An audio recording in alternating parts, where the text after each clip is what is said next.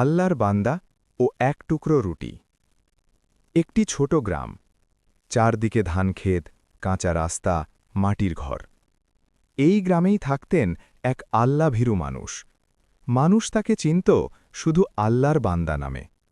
তার নিজের বলার মতো কিছুই ছিল না, না জমি, না সম্পদ। ছিল শুধু একটি ভাঙা ঘর আর আল্লাহর উপর অগাধ বিশ্বাস। একদিন তার ঘরে একেবারেই খাবার ছিল না। সারাদিন সে কাজ খুঁজে বেড়াল, কিন্তু কোথাও কাজ পেল না। মাগরিবের আজান ভেসে এলে সে মসজিদের পাশে বসে পড়ল।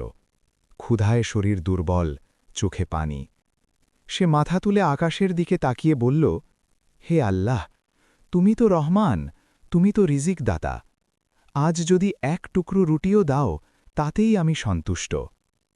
সে আর কিছু চাইল না, কোনো অভিযোগ করল না, শুধু ভরসা রাখল আল্লাহর উপর।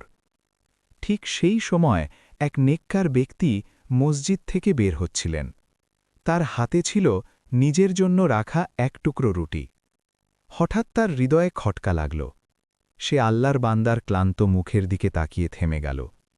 তিনি কাছে এসে জিজ্ঞাসা করলেন, ভাই, আপনি কি ক্ষুধার্ত? আল্লাহর বান্দা মাথা নিচু করে বলল, আল্লাহ জানেন আমার অবস্থা। এক টুকরো রুটিও হলে আল্লাহর দয়া। লোকটি আর কিছু বলল না, চুপচাপ নিজের রুটিটুকু তার হাতে তুলে দিল। আল্লাহর বান্দা রুটিটা হাতে নিয়ে কেঁদে ফেলল।